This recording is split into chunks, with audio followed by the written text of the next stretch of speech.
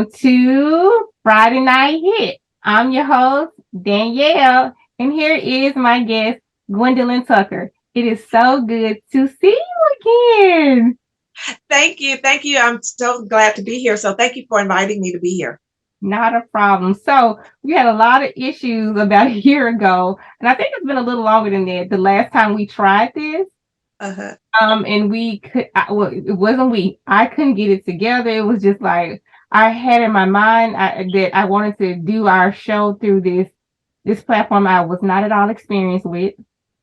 I wanted it to look a certain way. I wanted to have a certain dynamic, and I was just focused on it being that way. So I couldn't get no sound. When we got sound, we didn't get video. When we got video, we didn't get no sound. So here we are. Fine. Absolutely. I'm gonna figure out that platform. This is the last thing that I do. I'm gonna figure out that platform. Good deal. Good deal. So tell me what's been catch me up. Tell me what's been going on with you. I'm so grateful that you invited me to this 5 day fast. Like it's been so rewarding for me. So Mhm. tell me what's been going on with you and catch me up with what's been going on. Well, I'm with you with that fast, and I'm so thankful that I was able to join and that you were too. It really opened up my eyes to a lot of things. And one of the things was they asked how much time do you actually set a business meeting with God, because it was a supernatural business meeting with God, right? And I pray about our business and what I need to do, but to have a dedicated meeting time with the Lord, I didn't. And Mhm. so what I did out of it was I actually put that on my list, and it's actually one of the habits that I have in my planner that I put down to have my supernatural to meet with God, even if it's just 15 minutes a day to talk specifically about our business. It's kind of funny because I'm looking through my notes right now on my phone because before you sent me that, I had Uh-huh. put in my notes to have a meeting with my CEO. I love that. And I was like, I need to have a meeting with my CEO because at the beginning of the year, I need to figure out what's the plan for this year.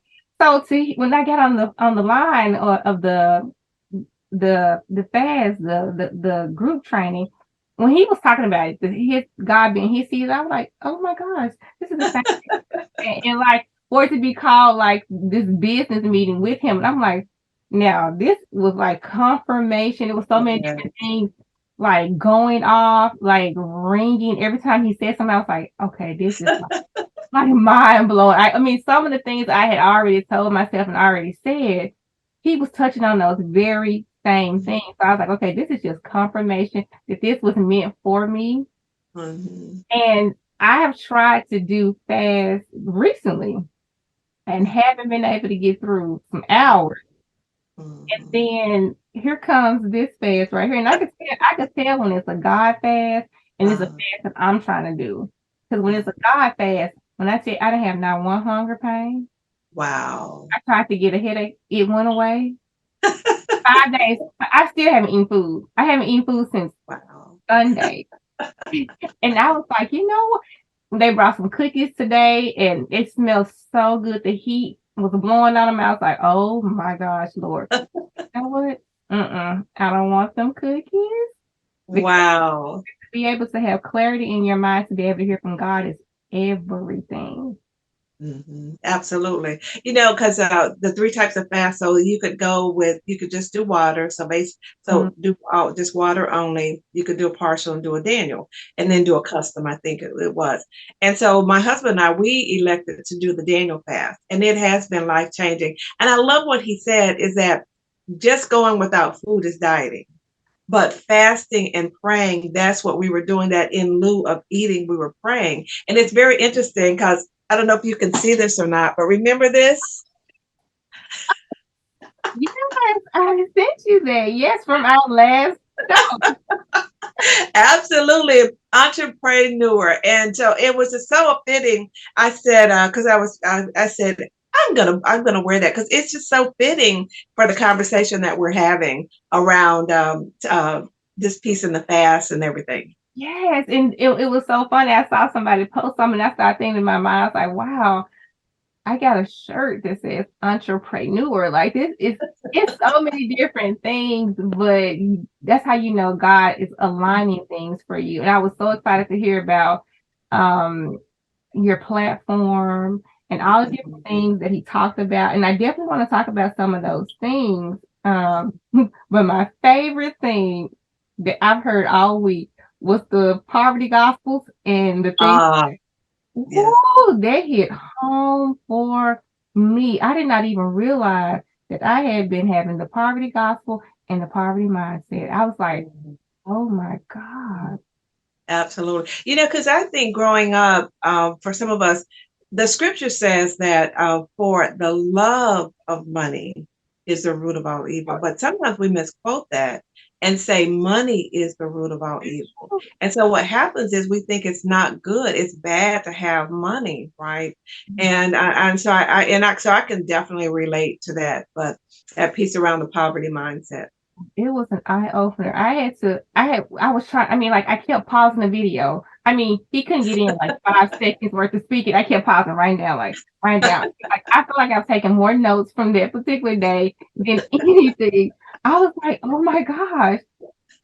I can admit and I can attest that I have a little bit of the and maybe a lot of the poverty mindset because he said we struggle with it Yeah. and Mhm. also the poverty gospel because I've even been Mhm. in that place where we do think that when we have less or when we sorry about that when we are some kind of way glorifying God more, and that's maybe not the way to be looking at, our relationship in terms with the Lord and money. Absolutely, yeah. I think the other part too is it can affect what types of opportunities we pursue and that we accept. And when someone, wants there's an opportunity to move forward and say it's at a blessing and more money and that kind of thing, that sometimes we might shy away from it and feel guilty because we go back to that piece. Well, money is not, it's not good to have money. But I know I heard a minister say that money is, I think a scripture says that money answereth all things. Mhm, it is. That Mhm, and that having it allows you to be able to take care of things that otherwise you could not. mhm. So, I mean, it was just really the whole week was remarkable. I also think the fact that we had so many people you were journeying together, so you didn't feel like you were alone. Yes, yes. And I think sometimes we can get isolated and feel as though we've been cornered and by ourselves. It when I also think that's important when you're doing a fast to do a corporate or community fast. I think so Mhm. many times people fall off because Yes. they don't have that support to keep pushing them. Mhm. Like, I mean, it was so empowering, like just to be able to. For day 3, I'm getting up. Day 4, I'm like, but I know it was God. It was not of my own because, like I said, I've tried to do it for hours before and couldn't start. When them snacks start to call my name, it's over with, and I have a whole drawer of snacks at work. Didn't go in there. I mean, I went in there, but I did not. I was not tempted or anything like that. So Wow. I honestly believe God is calling me to go past the 5 days. Yeah. So and I'm thankful that we had this corporate opportunity to come together and fast. I think so many people kind of fall off because they don't have that group support or that Right. momentum, to keep us going when we're doing these fasts, and it's easier to give up. Absolutely. One of the things, because my husband and I, when we were initially, so I had signed up for it and then I talked to him about it and he said, absolutely. So then we decided to do it together. And one of the things that he and I talked about was that this is going to go past 5 days. We really would love to make this a lifestyle change, especially around the Daniel fast. And because we have felt just physically so much better. And one of the things that I know I want to remember, and I'm asking the Holy Spirit to remind me, is that we're doing this with prayer, not on our own effort. Mhm. And the other beautiful thing I think that can be very helpful is like with the Facebook group, you're able to go in and engage with people. And then also having the recording. So, because one of the things I would do, I would go back and listen to the recording from each day to reinforce some of those principles. And so just having access to that and being able to go back and listen to that, I do believe will be very helpful I'm for me. glad we have the recordings because, like I said, I'm not even done through halfway of my notes because it was so much. It's Mhm, so it much, was. it's so powerful, it's so many nuggets. And I had to tell him, boy, you've been on point this week with all this wisdom and dropping this insight. Like it was like, oh my gosh, you ask for things from the Lord. I mean, Mhm. and he would clearly give it to you sometimes. I mean, like you like here it is right here, boom. Like it Uh-huh. doesn't get any better than that. Absolutely. Because when it shows up, you're like, is this what we were talking about, God? You're so in awe. Like wait, like all I mean, so many different things got answered Wow. in it, like about your platforms. I also think that I personally have shied away from the internet and social media because of um, the evil side that people use it for, right? Mhm. And so when he started talking about how he thought Jesus would use the internet, so you know, reach the people and get these disciples, I was like, oh my gosh. I was like, I'm so out of the loop and out of touch with really how to reach God. People I shy away from it because I don't want to get drawn in. I don't want to get pulled into that. So I'm Mhm. like, okay, I need a content manager, Lord. I don't want to have to be on social media and get drawn. It's just so vain. All Mhm. it's just more of all about me. And I just feel like it doesn't sit well with me in my spirit. Mhm. Okay, I need a content manager. I've really been trying to figure out who's going to do that piece, Mhm. but I got a different perspective about it, listening to him say that, and how the platform is our platform to be able to reach, Mhm. reach people, reach the masses, and not just for our businesses, but to save the souls. That should be a part of your business or should be implemented in your business. What does Mhm. God want you to do with this? Absolutely. He has Ab- already told us what his command was for us before he ascended into heaven. So it was just like a real eye opener for me to hear him say that. And it was so many different things. Like I said, I took away from this whole I feel a little greedy, almost like I didn't share it with, friends and family. I was like, this is so good. So Well, I really think though that there are some things because one of the things that I used to do, or just kind of send out to people and things that happen, and there are sometimes though that the Lord was like, "No, I had that for you. mhm. That was for you. And if I lead you to share it with others, do that. Yeah. But that was for you. And so, because some of the things, and I think what we can do is for those who did not participate, we didn't share. Now we can share how God used it to help us, and that becomes a testimony. And oh, You know. I cannot wait. Okay, because it's so much. And I was looking at other people posts and their testimonies, and I was just like, wow. I mean, it's just a multitude of us that have come together, and we got these testimonies now.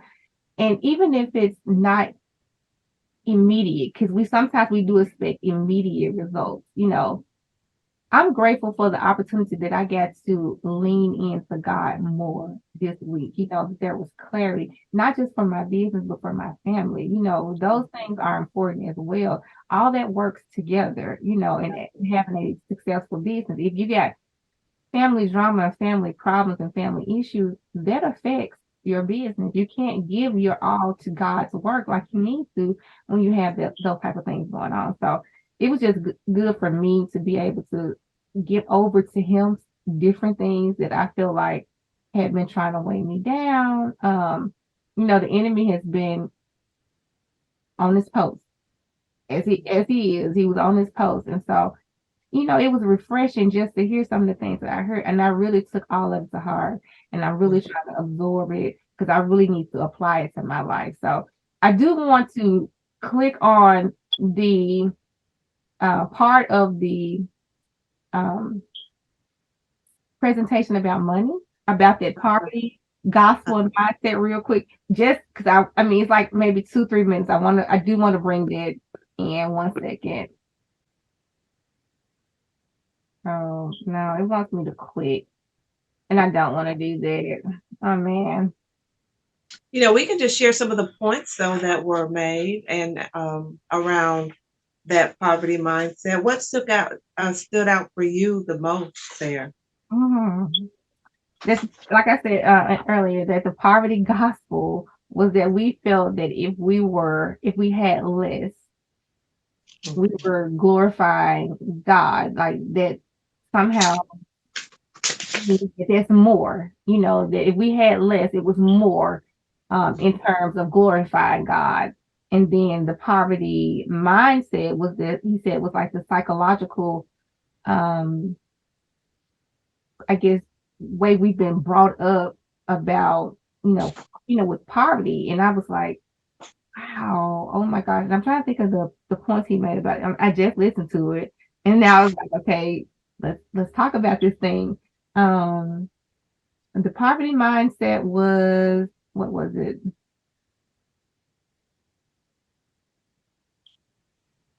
So that was on day That 4. was day 4. That was on day 4. Mhm. And one of the things that I know for me, when he talked about the poverty mindset, I think of certain clergy, certain religious sects that take a vow of poverty. Mm. And they believe that their service and sacrifice is to have as little as possible, right? And I think sometimes that washes over us. I Mhm. think it also, too, if we're not careful, it will cause us to give all of what we have away. So for people who might be manipulative and people who don't mind, you buying and giving them money. So Mhm. sometimes it might be guilt. And I'll just say sometimes I will say that there was a time in my life that I believe that if I had it and say the church asked for it or someone asked for it, that I should give it. And I felt guilty for having it because I felt, especially if they needed it, right? Mhm. And until someone said to me, even, and I'm not trying to encourage anyone, you have to pray and ask the Lord to show you what to do. Spirit. But I know for me, like I had been building up a fund, and there was a pastor, an assistant pastor at our church that I knew was really struggling, and the person was just, talking about how they were struggling, they didn't have money for this and all that. Mhm. And so what I did, I cleared out my savings account and gave her everything that was in my savings account, right? Wow. And when I thought back to that, I was like, okay, so was that guilt or Or was that God? I You felt know? that, yes. And so I think being able to shift, and of course, tithing, because he talked about tithing is a sacrifice that we give, and that I mean, out of obedience, right? Mhm. That tithe that we give that says to the Lord, Lord, I want to obey you, and Mhm. I want to give you what you have asked for, so that it's our sacrifice of service to the local church and out of obedience for Christ. And I think just sometimes and he talked about the fact that sometimes we stop at that and we think that by tithing Yes, that yes. we don't have to go out and pursue, or that we don't need to, that it's not good to go out and pursue wealth and riches or income monetarily. Sit back and wait on God. We tired and sit back and wait on God because we've been taught that, so to speak, through Mhm. church. Absolutely. Hmm. So yeah.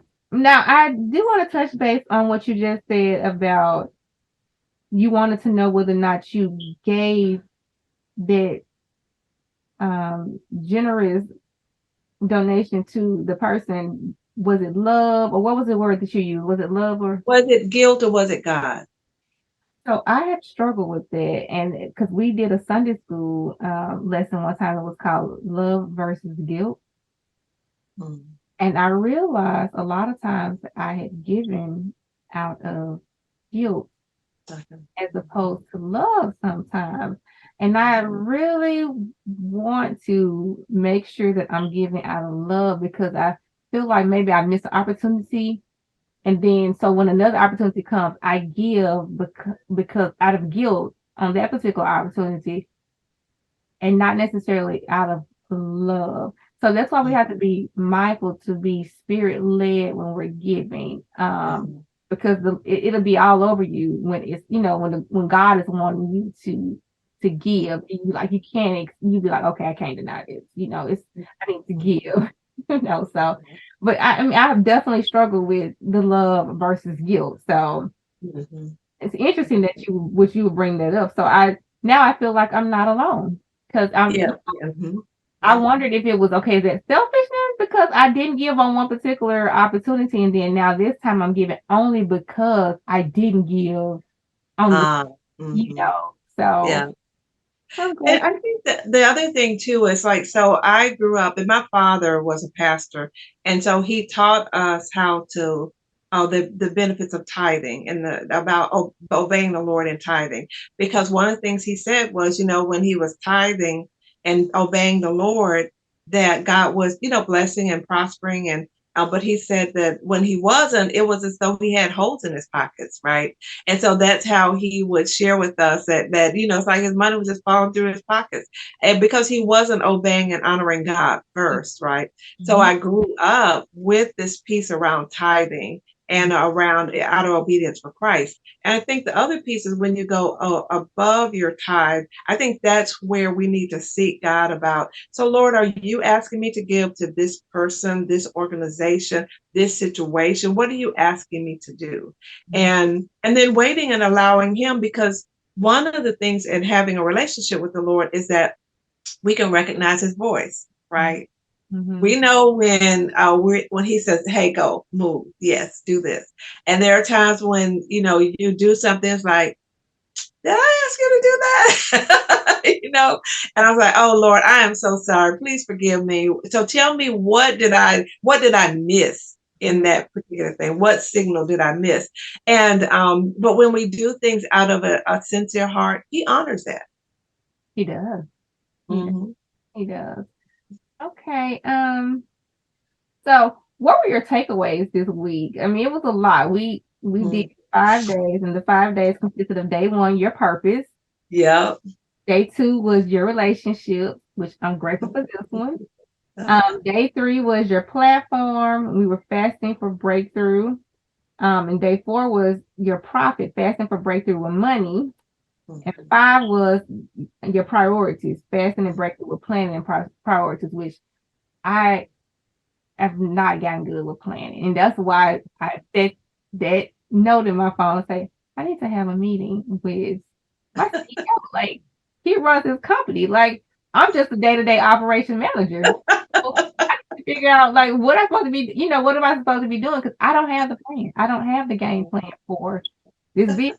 But then after I did that, because I set that in my heart to have that, that conversation with him, he sent you along this link, and now I have a plethora of resources to go to at least try to start something. Now I feel so Absolutely. much more hopeful than I did last week when I was putting a note in like, okay, we need to have a conversation because I mean, like, what am I supposed to be doing? Like, I'm kind of running low a little bit on fumes from Mhm. what I was doing last year when I was super excited, high adrenaline, and I'm like, okay, it's fizzling out. Like, what's going on? So super, super, super, super duper grateful. So what were your biggest takeaways from our 5 days? And are you still fasting now? Yes, we're still doing the Daniel fast, which is really fruits and vegetables is what we're typically doing, and eliminating meat is what we're looking at to do. Mhm. And so, when you go back and I look at those five, because number one was purpose, Mhm. number two was people, number three was platform, number four was profits, and then number five was priorities, right?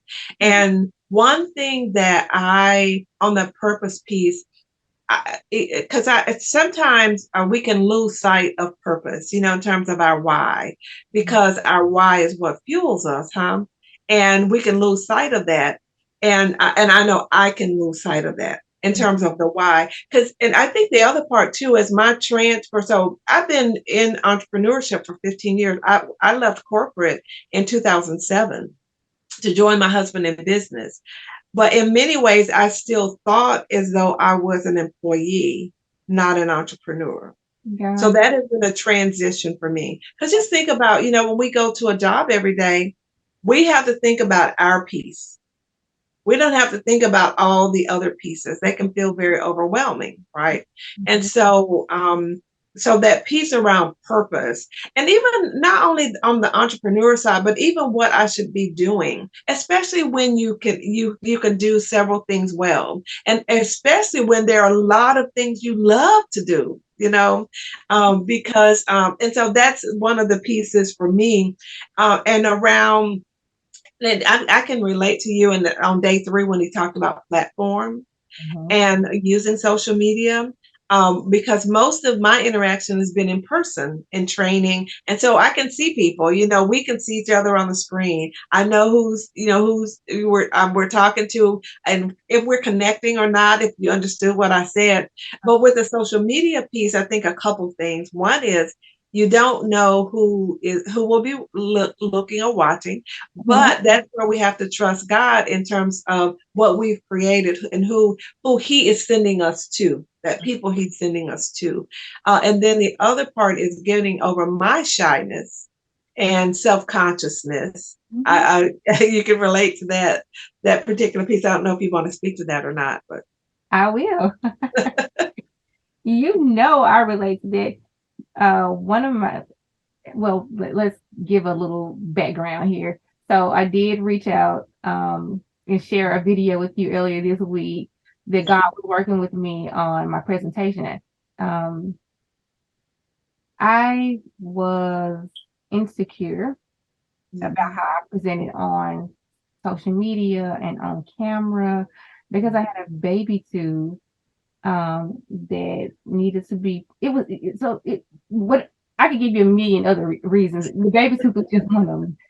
It's also how you hold your head, or is it Yeah. have the right angle? It's all these different things that we tell ourselves as to why we can't do it. And it's kind of funny because a couple of years ago when I first started trying to do this, or a year ago, I was way more bolder in Mm. my approach to it. I really didn't think about it when I wanted to do it. It was when I did the replay of myself and I was like, oh, I don't like the way I look, Mhm. or it's just, or, oh, I wasn't mindful about this. And oh my gosh, like you look like really crazy out here, personally, your appearance. And so that bothered me a lot. So God took away those excuses. He started taking them. So it one of them was, oh, it will the money and blah. He took away all those excuses. And now it's like, now what do you have? And of course, whenever he takes those things away, you're still gonna have an excuse. So now Absolutely. it's a new excuse. Now it's just different things. And I'm like, wow, this thing never ends. That's why you have to go ahead and just start. And that was um the video, those Moses moments that I created, but I didn't even think of the title of it until after I kept replaying it over and over and over again about how I looked.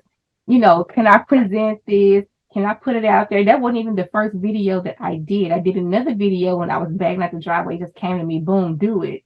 But of course, that video I didn't like the way how I presented on camera. So I didn't even upload that one. And then the next one I was like, okay, I still don't kind of like it, but I'm gonna do it.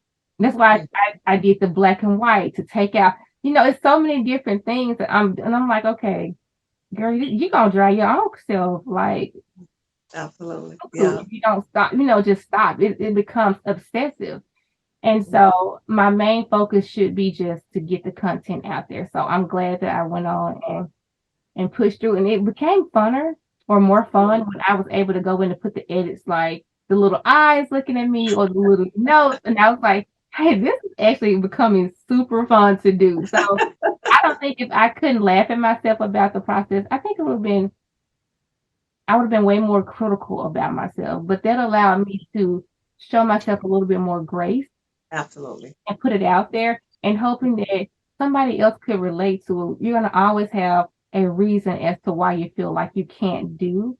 And I thank God that I was able to put those different things into the video because it made me laugh. It uplifted the heaviness of it, the burden of it. And I want somebody else to know that just start. You don't know, maybe you'll get involved and it'll start being like a joyful process to you, you Yeah. know.